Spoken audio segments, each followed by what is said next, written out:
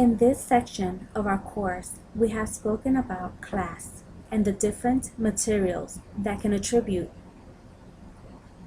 to the definition of class. According to our text, Keywords for American Cultural Studies section on market by Meredith L. McGill, as an abstract noun, market can refer to the potential demand for a commodity or service, or to the actual state of trade at any one moment. It can refer to the trading network for a particular commodity, or more generally to the business of buying and selling. In a customary or status society, neither land nor labor could be sold freely, while in a simple market society workers began to be bound by contracts rather than by their position in social hierarchy, rooted in a relationship to the land. Thus, anyone can go to the market and purchase an item as long as they had money or something to trade.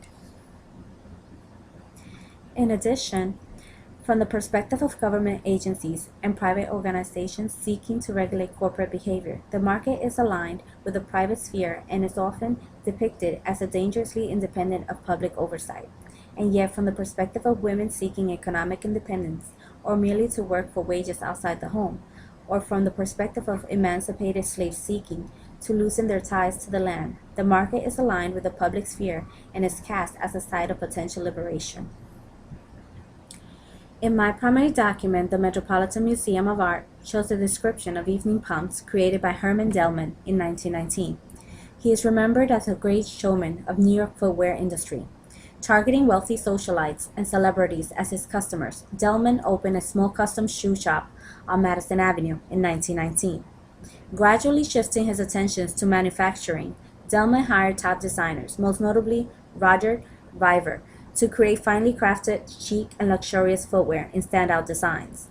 Delman was a savvy promoter who realized that product image was paramount. He pioneered the practice of featuring film stars in his advertisements and partnered with exclusive clothing stores, including Saks and Bergdorf Goodman, to distribute his shoes. Contrary to common practice, Delman insisted that his name appear in every shoe he manufactured, thus securing his company's reputation and success. Delman was a smart man who knew how to market his product. He decided to make sure that his store had a window that was able to show people his different types of shoes. In addition, he marketed them on newspapers and articles so that women would look at celebrities such as Marilyn Monroe and view their shoes and want to buy them, therefore creating a market for them. As stated in the article, The Rise of Advertisement in American Consumer Culture, traditionally businesses would post brief assessments of their wares in the advertising section of newspapers, merely providing a list of their goods to inform the public of what was available for purchase. By the 1880s, advertisements seemed to take on a diving aspect of its own and focus on the creation of wants and needs in the growing consumer population. In order to create a market for certain items, clever businessmen would advertise products in careful language designed to influence potential buyers into seeing the necessity of owning particular products. Women were intended, in a sense, to be the principal consumers of a new market economy. In creating wants and needs in a population of consumers, advertisements was instrumental in paving the way for successful capitalism in America. However, many historians find that consumerism in the early 20th century probably had a negative as well as a positive effect on American society. Although advances in technology and home economics doubtlessly improved the quality of life for some Americans, consumerism spurred by advertisement created an illusion of demand that likewise created an overabundance of supplies in automobiles and similar products.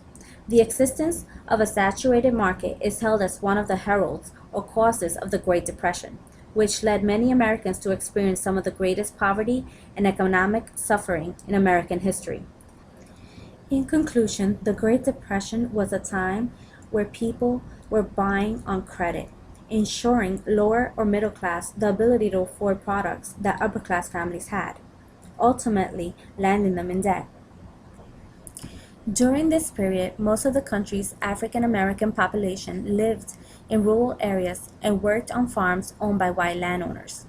Even though these rural African Americans had known poverty most of their lives, the Great Depression was hard hit. Their living conditions worsened due to the fact that the farmers they worked for lost their land.